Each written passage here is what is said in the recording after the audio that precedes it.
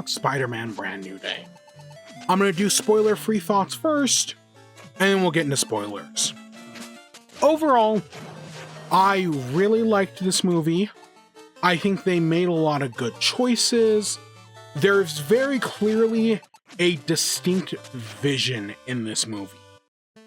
Destin Daniel Cretton had a vision for this movie.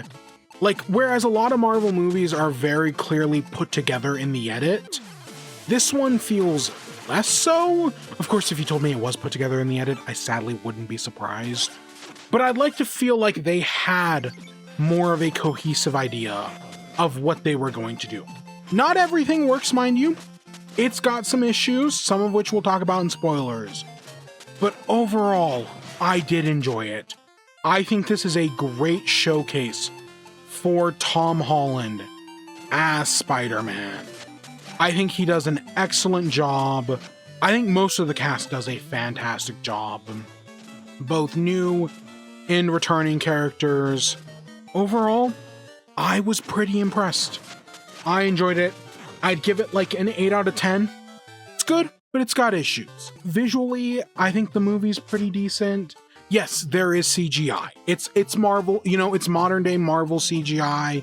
They're clearly working with VFX artists who had to do everything on a very tight budget with very limited time. But towards that end, I think they got a good amount out of it. There are a lot of visual shots that try to, play around with the visuals. There's some distinct imagery in this movie. For, what Marvel has been doing a lot recently. This is one of the better ones. I think all the action scenes are great. They really have a key eye for action in this movie. And we get some great set pieces, some good moments. It's not all perfect. I do have my issues, but overall, I think it works really well. Tom Holland is fantastic. Him as Peter Parker, this is really his Peter Parker movie to shine. They give him a lot to do. He's able to flex some of his acting, and he's one of the better MCU actors. And so I think he does a good job in this. The rest of the cast is all pretty good. Some of them have more to do than others, but I think overall they all do a good job. I give a lot of credit to Sadie Sink. I think she does a really good job. Without going into any specifics on the character, who she is, what she's doing, I think she does a good job in this movie. I understand why she's going to be controversial to some people. Like, I get it. I do definitely get it. But I think her as an actress, she's doing a good job. Right now, this is on track to have a bigger opening than Endgame. This new Spider-Man movie is going to be huge. Because despite all of my issues with Spider-Man comic books, the movies don't actually have those issues. And I feel like, well, yes, they have their own issues that I can bitch and moan about. At the end of the day, I feel like there's more of a purity to movie Spider-Man, whereas comic Spider-Man has just been bogged down by editorial for the past 20 years. That I fucking hate comic book Spider-Man. But movie Spider-Man? No, I'm rocking with movie Spider-Man. And yeah, I think this was a good movie. I enjoyed it. It's got some questions, but overall I think they do a good job, and I would recommend it. I would recommend it. If you have not been into the MCU in a while, like if you haven't seen anything since like No Way Home, or even since Endgame, definitely watch No Way Home first, and I guess Far From Home. But yeah, this one is mostly removed from the other MCU movies. The only movie you have to see this movie are the other 3 Tom Holland Spider-Mans. Which obviously each of those have their own like viewing requirements. But I really do think that if you just see Homecoming, Far From Home, and No Way Home, you'll understand this movie perfectly fine. If you want to do a little bit of extra reading, I would maybe recommend Thunderbolts. You don't have to, But Thunderbolts is also a pretty good movie, and yeah. And then even though the Punisher is in this movie and does play a pretty major role, I do not think you have to see the Netflix show. I don't think you have to see the Daredevil Netflix show. There are certain things they reference in this movie that have never happened in the movie. It's kind of like whenever Hawkeye and Black Widow talk, they always refer to, oh, remember that time in Budapest? We never actually see what Budapest was. Same thing here. Like, they refer to something that never actually happened in these movies. And that's fine. We don't need to see that. I'm perfectly fine not seeing that. You just need to know who the Punisher is. Hey, the Punisher, he had a wife and kids. They were killed, and that broke him, so he started murdering people. You know, he became judge, jury, and executioner. That's kind of all you need to know about the Punisher, more or less. Honestly, even that might not be, because again, the MCU has gone in some different-ish directions. Not too far off from that, but just a little different. And that's all you need to know. I don't think you need to see any other movies, just kind of the free Tom Holland Spider-Mans in your own. Yeah, I'd recommend it. It's a great movie. 8 out of 10 seems right. That's kind of where I'm sitting. And with that, we should talk about spoilers.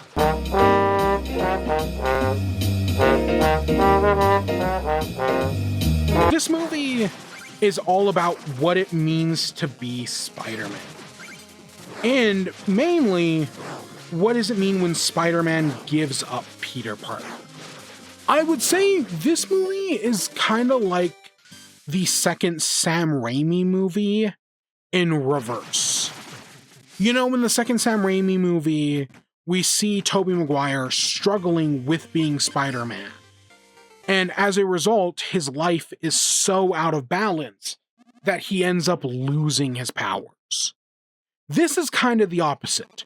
Peter has completely given up on his Peter life. He's been full-time Spider-Man for 4 years. The movie literally opens up with a montage of just like, hey, this is what I've been doing as Spider-Man for the past 4 years. Because this movie takes place in like 2028, 2029. Like, we're 4 years after No Way Home. You know, MJ and Ned have just graduated from MIT. They're back in New York. And yeah, Peter has basically completely neglected being Peter to just be full-time Spider-Man. He's working with the chief of police to do the dirty jobs they can't. I do not like how much of a cop Peter is in this movie. You know, if you ever played the Insomniac games, one of the criticisms of those games is how much Peter is a cop in them. And this movie has that same issue. Peter is very much a cop in this movie. At one point, he like throws, I think it's Scorpion, and he hits a cop car and almost kills a cop. And the cop is like, Peter, how dare you? Or, you know, it's Spider-Man, how dare you? You almost killed a cop.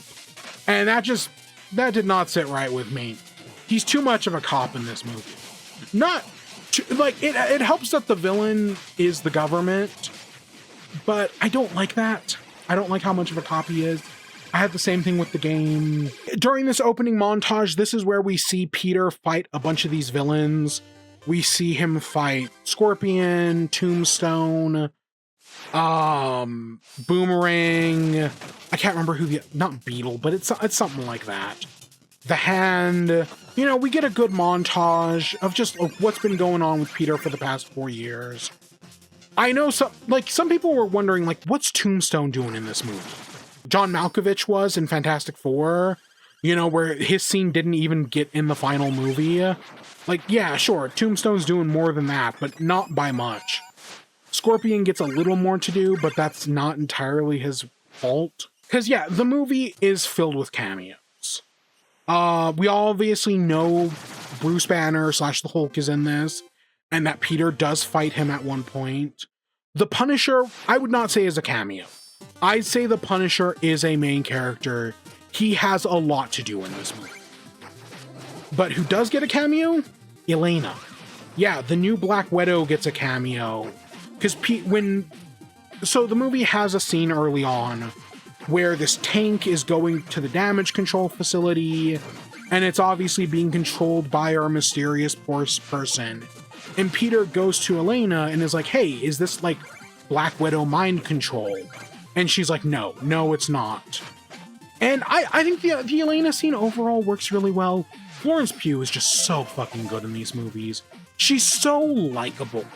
If she's the type of person who wants to do this forever and then just use it as an excuse to, fund her indie movies, I will in no way complain. Just because she's so fucking good in them. And yeah, I did not expect her to have a cameo in here, but she does, and I think it's a good cameo. She shows up like 3 times, all very minor appearances, but hey, they're neat. We get her office is a bathhouse, and so we see Peter in just his underwear and the mask as she has to go into her office. Of course, we catch up with MJ and Ned. As they just graduated, they've now moved in. MJ's looking for a job, but, is struggling by working for the corporation. She doesn't want to sell her soul. And so she's struggling on that front. Meanwhile, we find out Ned is obsessed with Spider-Man. That, he remembers all these times Spider-Man saved them as kids. And now he wants to, try to figure out who Spider-Man is. And we get the scene where they go over to Peter and Ned and MJ's apartment. MJ has a boyfriend, but he only shows up in this one scene. He gets mentioned later on, but he's not even called Paul. He's just the boyfriend. So yeah, for all those people who are expecting Paul, if he's Paul, they never actually say it. But he's Paul, let's be honest. One of the things is at the end of No Way Home, Peter had that note, but he couldn't bring himself to tell MJ, because you know what happens to people who know Spider-Man's secret identity. And only Spider-Man's secret identity. This is almost exclusively a Spider-Man problem, at least in the modern day. But yeah, he decides not to tell her, and of course she doesn't know about it. And this creates some of the conflict when our villain figures out who Peter Parker is, that he's Spider-Man, and that he's in love with MJ. So, many people suspected, but also kind of leaked, but it was also kind of obvious. Our main villain, played by Sadie Sink, is Jean Grey. And her plot is that she's looking for this thing called VMAX, which is being held by damage control. She goes through these different damage control facilities. She steals a tank just with the purpose of trying to find this VMAX stuff. But so far, she's had no luck actually getting it. And to this end, she can hijack anybody. She eventually tries to figure out, Peter Parker's secret identity. How she figures it out, they don't actually explain. It's just like one scene, Peter's messing around with his webs, his webs are out of sync because he's changing.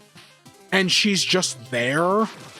And she's like, I know who you are. I know who MJ is. And I'm going to find out. I think as villains go, she's very good. She does a very good job. I think she can be intimidating. I've seen some people, and I don't entirely disagree, she's too evil. Because at the end of the day, she's Jean Grey. She's one of the heroes, in theory.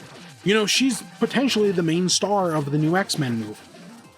And so people say they made her too unlikable. And I kinda get it. Because, one of the scenes early on is that as she's switching between people, she literally just throws this old guy in front of a bus. Why? Because she can. Just to fuck with Spider-Man. And then the big scene. So Jean Grey threatens MJ. So Peter goes and races to get to MJ first. Because Jean Grey can only get to people 33 feet away, Peter traps her in a helicopter and is like, okay, now I can get to MJ and I'll save her. So he gets there, he finds MJ all alone and is like, hey, I'm here to protect you. He takes her away. They go up to this rooftop. And then MJ is like, oh, I've been having these feelings that something's wrong. we used to know you. She kisses him. He takes off his mask, and it's like, oh, true love's kiss saves the day. She gets her memories back. All's well that ends well. But then as she keeps talking, it's clear that's Jean Grey. It's an oh fuck moment. One of the best moments in the Tom Holland Spider-Man trilogy is the reveal of the Vulture. I think that Vulture reveal is so strong. And this movie is clearly trying to do that. And for the most part, I actually do think they succeed. The reveal that this isn't MJ, but is Sadie Sink's Jean Grey is an oh fuck reveal. And then immediately after revealing that, she throws MJ off the building Gwen Stacy style. And Peter has to jump after to save her. And it's like, oh, fuck. Now, here's the thing. This is an awful move. But at the end of the movie, Peter forgives her. Kind of. Should she? Should he forgive her for this? Because, he just took his precious loved one and mind controlled her, violated her, and then threw her off a building. I'm gonna be the person to say this. Jean Grey technically raped MJ. She literally mind controls her and forces her to do something against her own will, while she has no memory of that is still going against her own will and consent. For all intents and purposes, this is rape.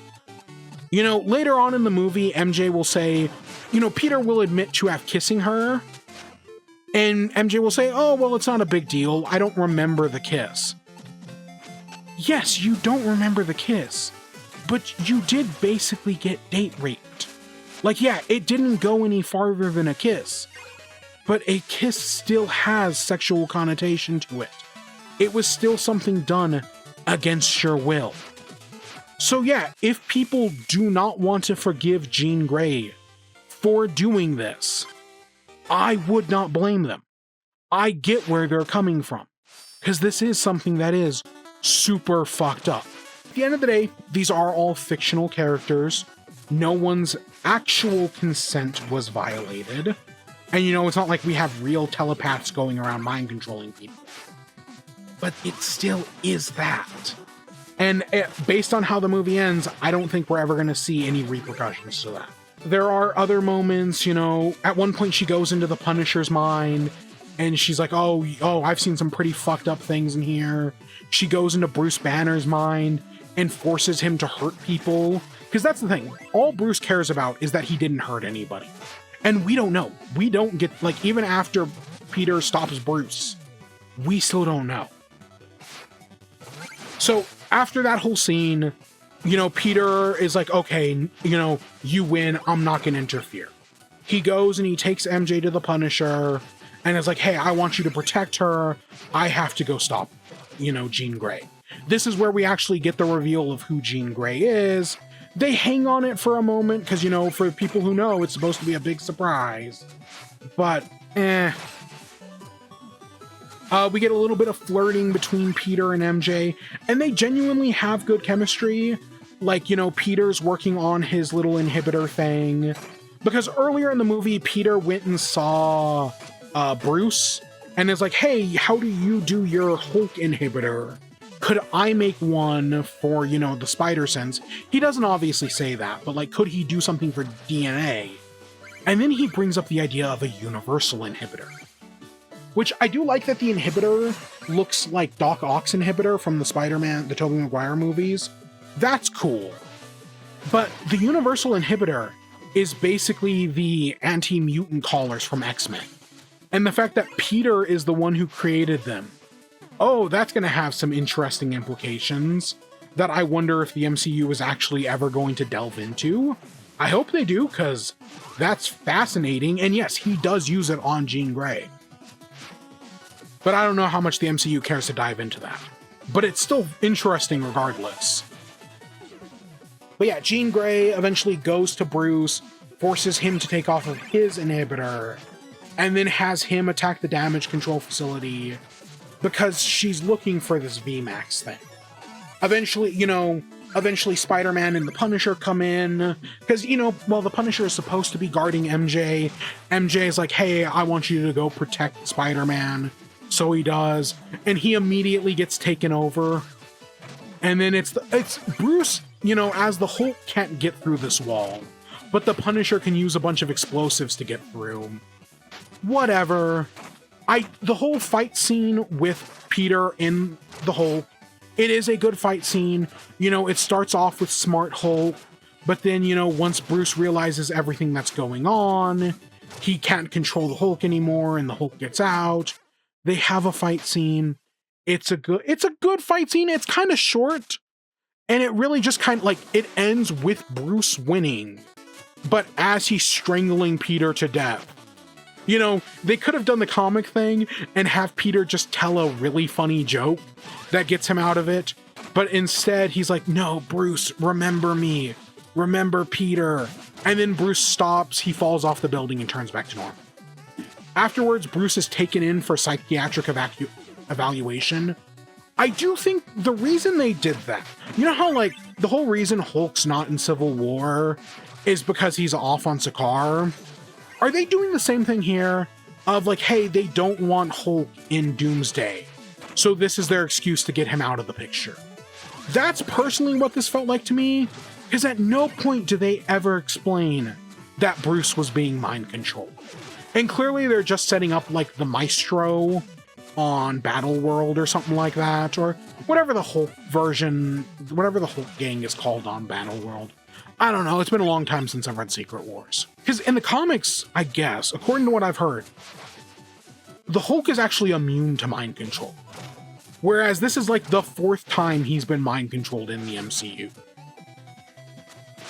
But, we get a cool fight scene out of it. I do worry for Bruce, because, he's clearly just trying to live a normal civilian life. And now that his accommodation has been taken away, he's now put in a much worse place. He's being sent to the Cube or whatever the MCU is going to do with that. Punisher breaks down the vault door, gets into the Director of Damage Control, and is asking this VMAX thing, and he has no idea. But Peter's able to come in, stop the Punisher, and put the inhibitor chip on Jean Grey, saving the day. Jean Grey gets arrested, and this guy, as she's getting arrested, she says, Sarah.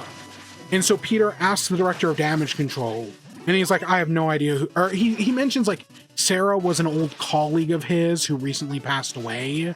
Maybe she got some psychic memories off of me, when she tried to take over my mind. So he explains that, and then Peter heads back to go get MJ, and he left behind the note. That is the, hey, I'm Peter Parker, you don't remember me, but we used to be together. And MJ reads the note and straight up just tells Peter, I have no memories. I've tried to remember, but I've got nothing in here. I don't remember you. I don't love you. It's fucking gut-wrenching. There was always a part of me that was kind of hoping we were going to see one of Spider-Man's other love interests before we inevitably go back to MJ. But clearly the movies have no interest in that, and it kind of shows here. But I do think the scene is overall really good. It's tense. Do they undercut it with a joke at the end? Because, MJ doesn't have a phone, she doesn't have a way to get home, and Spider-Man has to, swing her back. Kind of, but not really, because afterwards, MJ invites Peter in and is like, hey, you should tell Ned the truth. They go inside, he meets Ned, and we just get a moment of them, sitting on the couch, they're building Legos, and, even though they have no memories of Peter, they're still very clearly friends. They get along great. I actually really like the moment. This is where we get the whole MJ oh, well, I don't remember the kiss, so I guess it doesn't matter. Because, yeah, Peter, is up front. Again, it's kind of right. And then afterwards, Peter, makes the connection of oh, shit. It's kind of like the drone thing in the Far From Home, where it's oh, once you got that one piece, the rest of the story doesn't add up. So Peter leaves to go rescue Jean Grey, because he now knows Damage Control is the villain. Which, yeah, obviously Damage Control was the villain. It's super fucking obvious the whole movie. Because literally, they were a minor antagonist in No Way Home. Like, No Way Home starts with Peter getting arrested by Damage Control for the death of Mysterio. Like, yeah, they're the government. They're the bad guy. And Damage Control, you know, eventually in the MCU, probably spinning off into whatever the anti-mutant organization is. Also wouldn't surprise me at all. Of course they're going to do something like that. But then we see what's happening with Jean Grey. She's locked in this room. They've got these devices hooked up to her. And they're basically forcing her to use her powers because they want to find a way to copy them so that way they can mind control anybody. And Jean Grey is just asking, where's Sarah? Because we learn Sarah is her sister. And that we get this flashback that, you know, Sarah and her were at a park talking about their powers. And after using them, Sarah gets arrested. And the director of Damage Control doesn't want to, you know, is just like, oh, Sarah, you know, helped me build this machine. And like, he's being very vague about everything. Until we finally get the moment where as she's being subjected to this torture, she looks up and on the air conditioning vent, it's like Ventamax, but it's taped over, so it just says VMAX. Sarah Gray's final message to her sister, because that's why she knows about VMAX. It was just the final thing she saw before she died. She died in that room. And that's a fucking gut punch. Oh my gosh, actually finding out what VMAX was, like, because you think like, oh, maybe it's like Venom or something like that. No, it's just some air conditioner from the moment she died. It's like, oh, fuck. It's a great moment. It hits you right in the gut. And with that, she's able to fully utilize her powers. She does this massive explosion that freezes everybody in like a 10-kilometer radius, large portions of the city. Of course, by this point, Peter's already at the prison. He fights some of the guards. As you know, he's trying to break in. The Punisher calls him and is like, explains what's happening, and is like, oh, you try to solve it your way, I'll try to solve it mine. Peter goes in, he gets confronted by the Hand. Earlier in the movie, you know how like an Invincible Cecil will like take a supervillain and be like, hey, you know, sure, they could be a villain, but if we try to redeem them, you know, they could be more useful that way. Early on in the movie, the Damage Control guys like, oh yeah, we were using the Hand as security because they're much more useful as security than they are as villains. And so this is where we find out that, yeah, he's using the Hand to fight Spider-Man because Jean Grey's controlling them. And they find out that Damage Control has been building anti-Spider-Man weapons. And so Peter Parker fights the, Damage Control, the Hand, with the anti-Spider-Man weapons. Ultimately, eventually he's losing. And this is where he finally releases his inhibitor chip and finally fully fights. I haven't really talked about the whole Spider-Man 2 aspect of this, that because of, Peter basically neglecting the Peter part of himself, he's becoming more spider-like. He's literally losing his humanity and becoming more of a monster. He gets organic webbing, his sensories max out. Again, it's an inverse of Spider-Man 2. Whereas in Spider-Man 2, he loses his powers. In this one, his powers get even stronger. And so finally, you get this climactic moment where he embraces that he can be both Peter Parker and Spider-Man. He can do both. With that, his powers get more into tune. He's able to defeat the Hand. He goes in to stop Jean Grey. And Jean Grey is like, oh, I'm stronger than the last time we met. Because previously, she can't get into his mind. But she finally gets into his mind. We see this bedroom, Aunt May sitting in it, and talking to Peter about how the world will hurt you. But regardless, you have to do good. And I really like this moment. Because earlier in Jean Grey's flashback, we find out that their mother abandoned them. That Sarah and Jean were abandoned by their mom. And so in this moment, we get Aunt May acting as a mother figure to Jean and sitting her down. And presumably it's the same speech she once gave Peter after she found out about his powers, she now gives to Jean. And it is a fantastic moment. Again, Jean Grey does some horrible stuff in this movie. And for some people, maybe even potentially myself included, it goes too far. But this one moment is so good. I love just Aunt May giving the speech.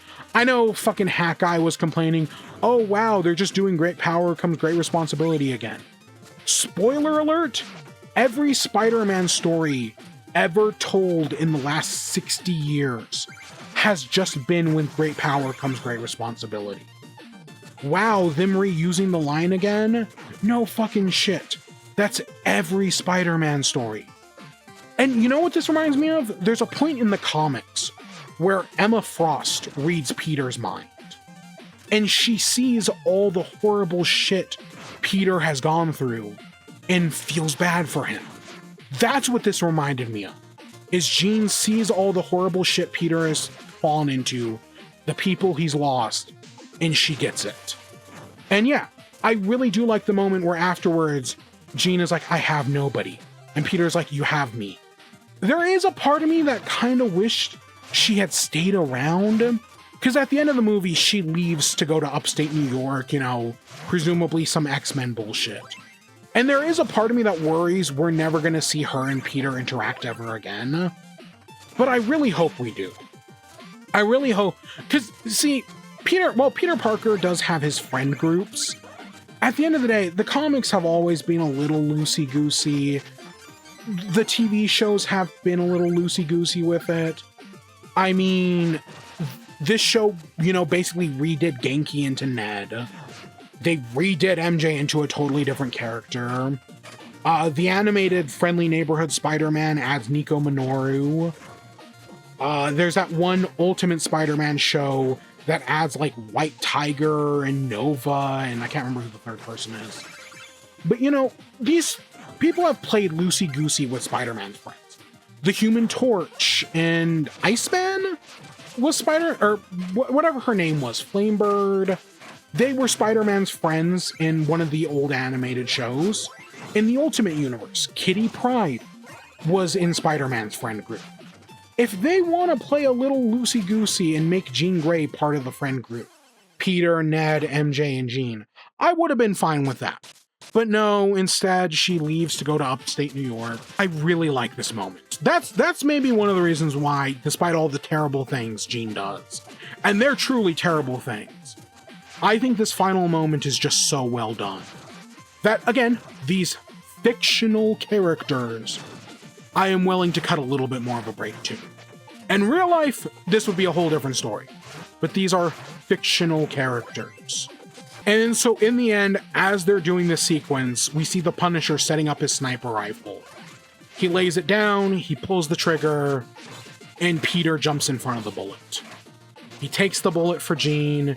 He's laying there, dying, and Peter's just like, get away, you know, I don't want anybody to get to you. And so with that, the Punisher comes in, takes Peter to the hospital. I saw Hat Guy complain that, like, he doesn't buy that the Punisher would do this because, you know, based on the shows and whatnot. I do buy that the Punisher will do this. Now, I want to be clear. I have not read Punisher comics. All I know about the character comes from the show, which I think I only saw the first season of the Punisher show. Other things, you know, like Daredevil and whatnot, and then event comics. But from what I remember, well, yes, the Punisher is a fucked up character. He's a murderer, which directly, you know, goes against some of these other characters that Peter hangs out with. There's a part of the Punisher that deep down doesn't want to be a terrible person. Like, the Punisher is a Captain America fan. If Steve Rogers says jump, the Punisher says how high. Because deep down, there's a part of him that wants to be like Captain America, but knows that he's too fucked up to ever actually do that.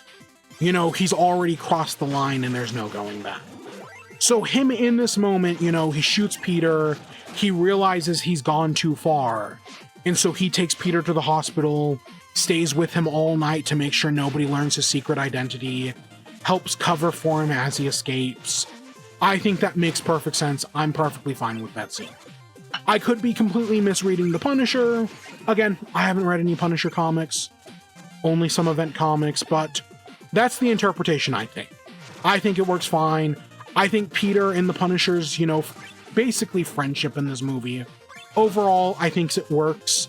Yeah, it's a little weird that, you know, the guy who basically has a no-kill rule is, you know, friends with the Punisher, who definitely doesn't.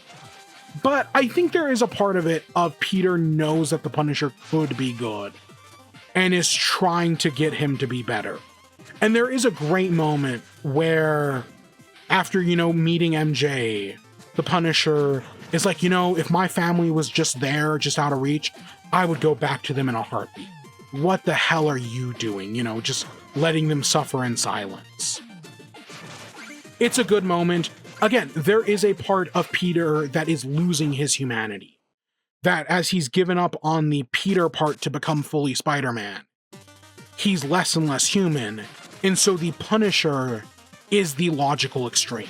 Someone who has fully given up on humanity and become this judge, jury, and executioner guy.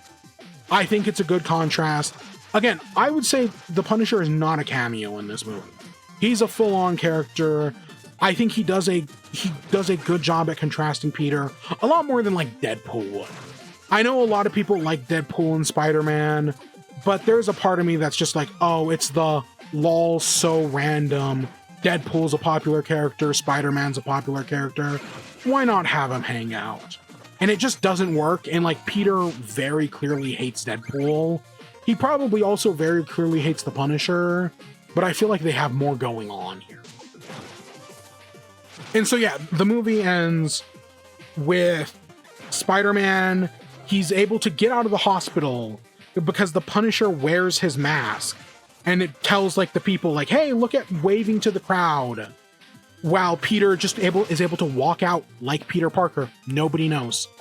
And it's a really good moment to end off the movie. Like, genuinely, I think it works really well. We get little moments with Ned and MJ.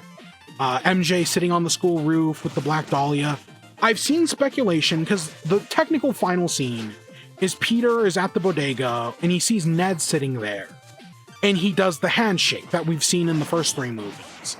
And is Ned remembering? And I like the theory that when Jean Grey took over everybody in that like 10-kilometer radius, we see that Ned and MJ were 2 of the people that got taken over. What if during that moment, she unlocked their memories, or she gave them their memories back? I like that theory. I don't know if that's what they're going to go with. You know, Ned is also magic, so maybe that has something to do with it.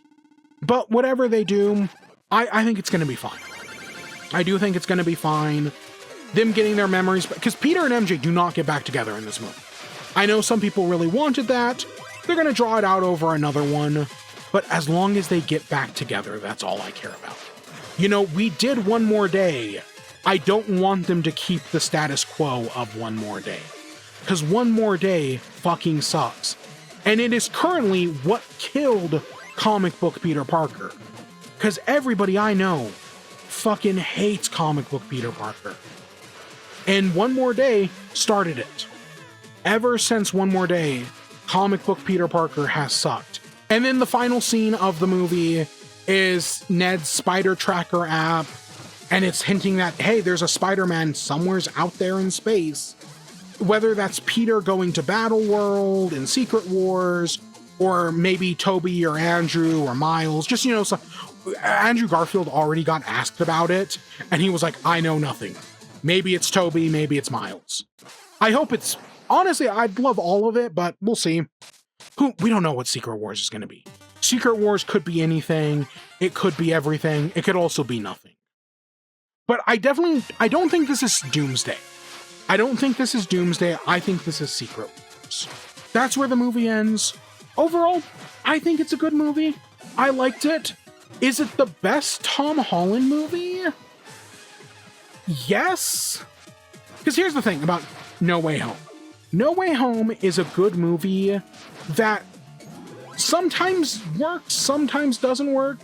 It's kind of a mess, but because you've got 3 Spider-Men to work off of, it does a lot of the heavy lifting. No Way Home, I will stand by, is a good movie. But I feel like if we're just talking about Tom Holland's Peter Parker, this is much better at doing Tom Holland's Peter Parker than Homecoming and Far From Home. I like Homecoming. I defend Far From Home. I know for a lot of people, Far From Home is like the second worst Spider-Man movie. I would not go that far. I still probably would put it like bottom 5, but that's it. Bottom 5. It definitely, it's not my number 1 worst. It's not even my number 2 worst. I think this is, of the Tom Holland movies, this is the best one. It's got its issues. But to be fair, all Spider-Man movies have their issues except for the animated ones. No, the animated ones have issues outside of the movie, specifically with like production and whatnot. This might be top 5, but if it is top 5, it's like number 5. Because the one, I would put Spider-Man 2 above this, the second Tobey one. I would put both the Into the Spider-Verse and Across the Spider-Verse over this one. Maybe this would be number 4. Here's the thing. I have very complicated feelings about the first Tobey movie. Because for as good as it is, every other scene in that movie has become a meme. And I can no longer take the first Tobey Maguire Spider-Man movie seriously.